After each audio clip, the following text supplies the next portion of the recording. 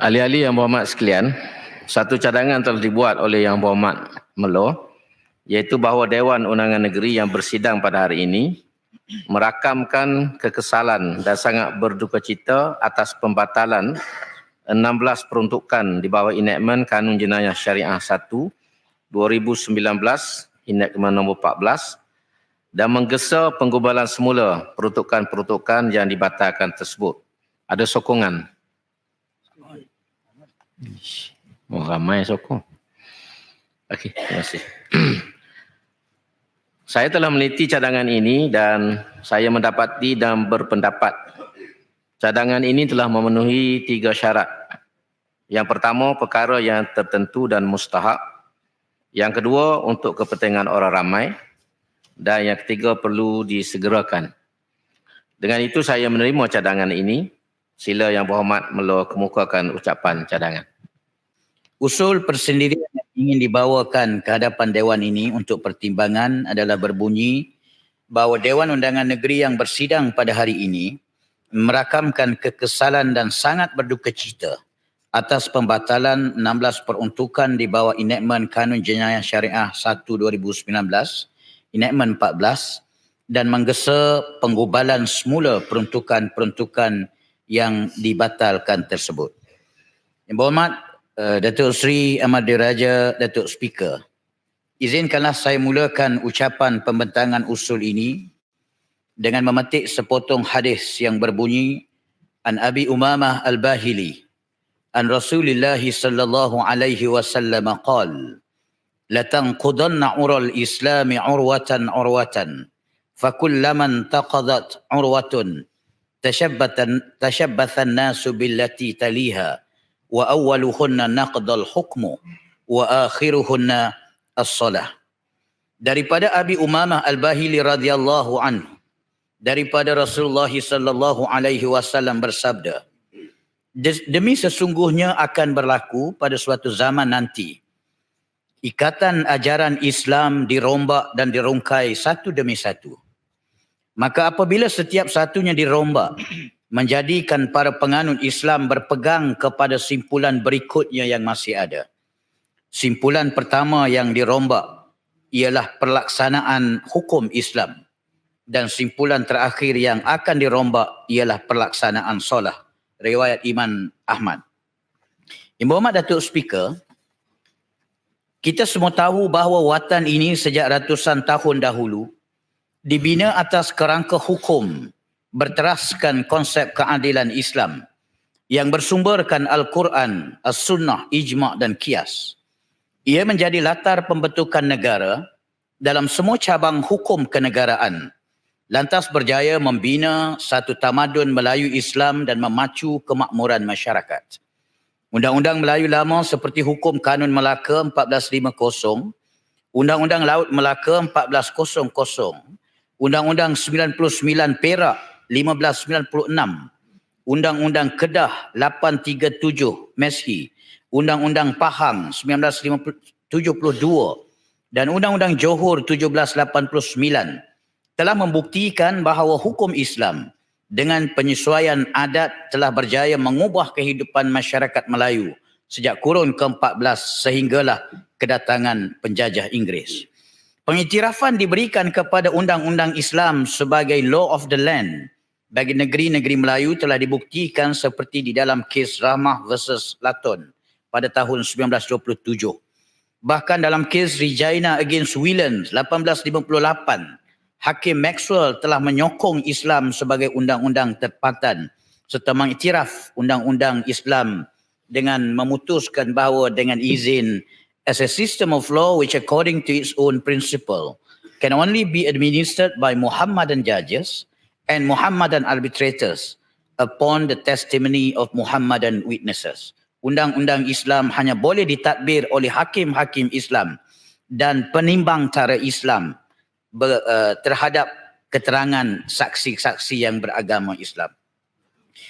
Yang Berhormat Datuk Speaker, kita tentu sekali dapat melihat kesan yang pada masa kini, fast forward, hukum Islam dan bidang kuasa mahkamah syariah telah diasing dan semakin diperkecilkan peranannya dan dihadkan kepada perkara-perkara peribadi sahaja seperti perkahwinan, perceraian dan pewarisan harta pusaka.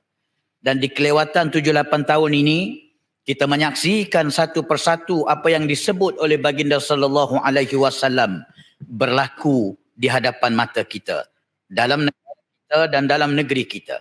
Satu persatu simpulan sendi-sendi agama dipatahkan dan dirungkaikan akibat serangan litigasi strategik yang bertali arus dan tidak pernah berhenti.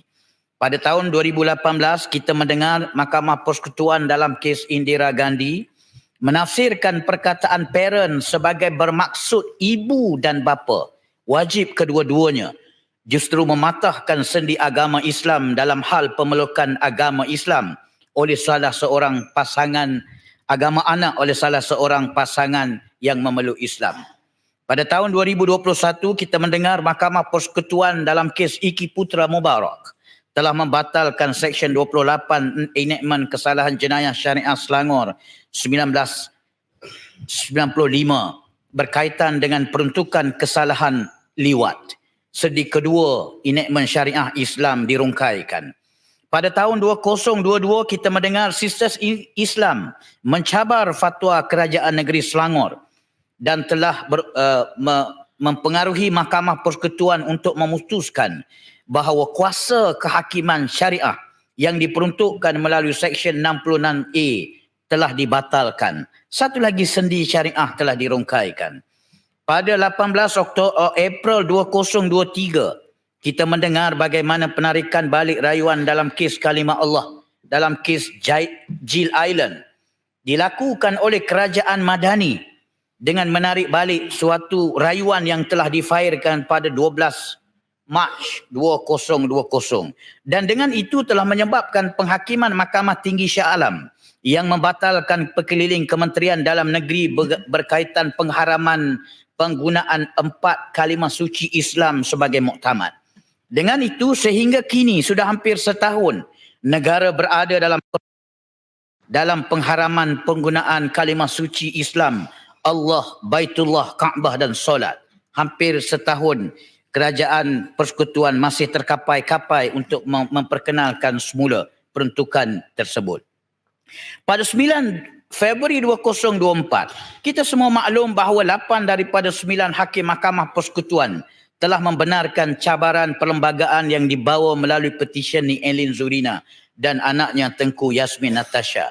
Keputusan ini telah membatalkan 16 daripada 49 peruntukan dalam Enakmen Kesalahan Jenayah Syariah 1/2019 yang berkait langsung dengan syariah takzir yang memberikan bidang kuasa kepada Mahkamah Syariah dalam negeri Kelantan untuk menguatkuasakan kesalahan takzir.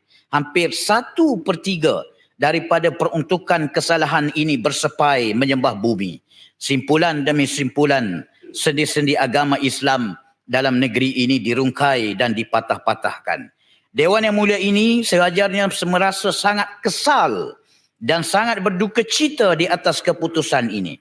Apatah lagi atas alasan Dewan ini tidak mempunyai kompetensi untuk menggubal peruntukan tersebut.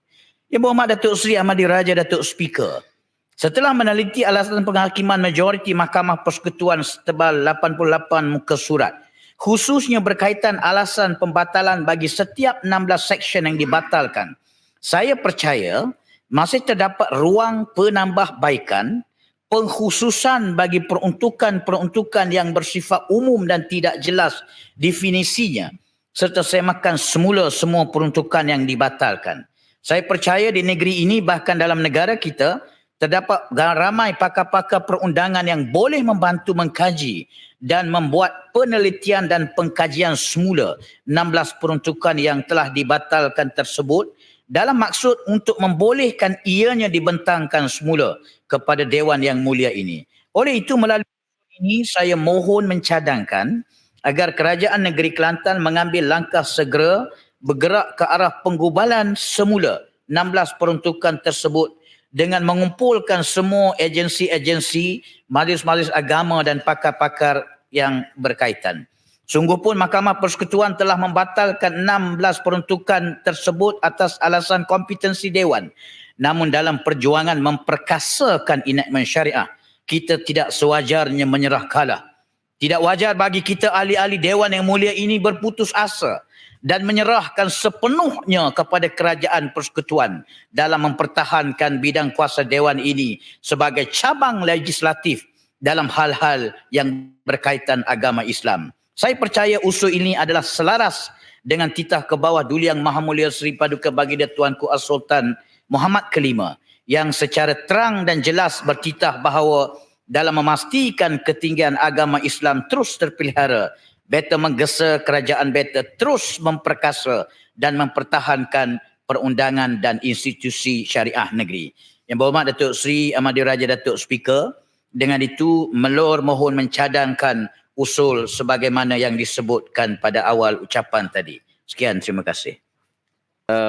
Ahli-ahli yang berhormat sekalian, persoalan yang ada di hadapan kita sekarang ialah satu cadangan bahawa Dewan Undangan Negeri yang bersidang pada hari ini merakamkan kekesalan dan sangat berduka cita atas pembatalan 16 peruntukan di bawah enactment Kanun Jenayah Syariah Kurungan 1 2019 enactment 14 dan menggesa penggubalan semula peruntukan-peruntukan yang dibatalkan tersebut. Dengan demikian sekarang saya kemukakan cadangan tersebut bagi diundi. Ahli-ahli yang berhormat yang setuju kata setuju. Ahli-ahli yang tidak setuju kata tidak. Usul dipersetujukan. Cadangan tersebut diterima dan diluluskan.